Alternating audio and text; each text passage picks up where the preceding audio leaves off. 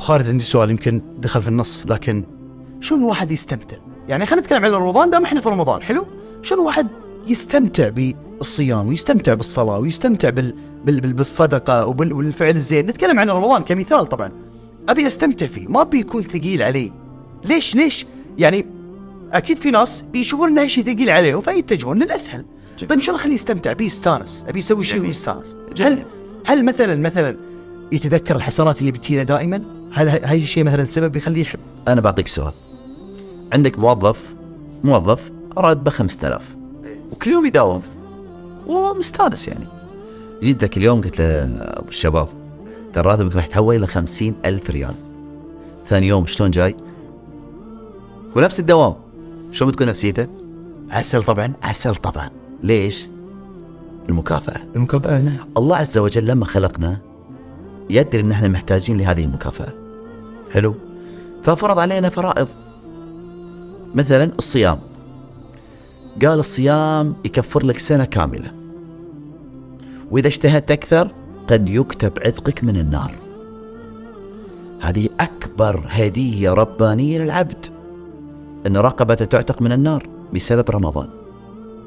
بتجي للصلاة، هل هناك منظم للوقت اليومي 24 ساعة شيء أفضل من الصلاة؟ أي طاعة راح تسويها في لها فايدتين، دنيوية وأخروية. أي طاعة.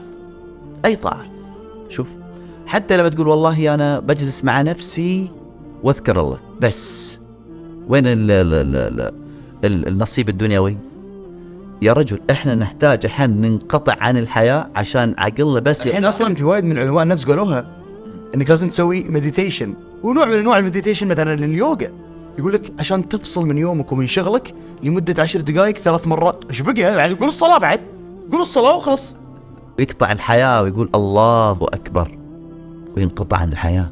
ممنوع يرد على اي اتصال، ممنوع ياكل، ممنوع يشرب، ممنوع يفكر في اي شيء غير ان الان في مقابله، في تنظيف لهذه الروح اللي مرت على شويه معاصي، على شويه غفله، وبدا يركع وبدا يسجد وبدا يعظم. شيخنا يعني انا لما اكون وايد مشغول في حياتي، شغل على شغل، احس اني مشتت واحس اني عبد للشغل. تعال افصل.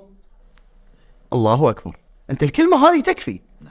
ليش احنا نرددها دائما؟ الله اكبر من كل شيء، من همومك، من الجبال، من البحار، من الكون، هذه كله الله اكبر. فتفصل في الصلاه هذه خلاص. يعني احنا لما نقول الاستمتاع، انا بعطيك اجمل استمتاع في الحياه.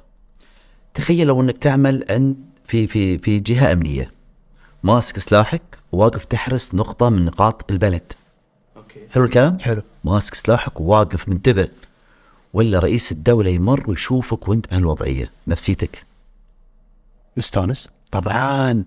رئيس الدولة شافني وانا منضبط، فما بالك بالله عز وجل لما يشوفك وانت ساجد، يشوفك وانت راكع، يشوفك وانت منفق. ايش اجمل من هذه السعادة؟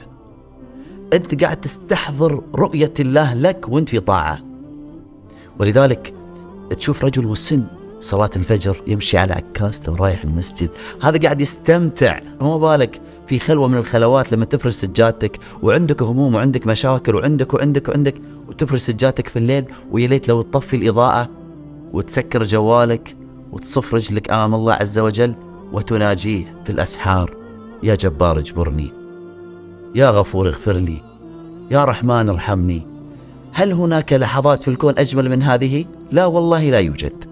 لكن تحتاج ان احنا نستحضر رؤية الله عز وجل. يا اخي الثلث الاخير من الليل عندما ينزل الجبار الى سماء الدنيا ويقول: هل من سائل فاعطيه؟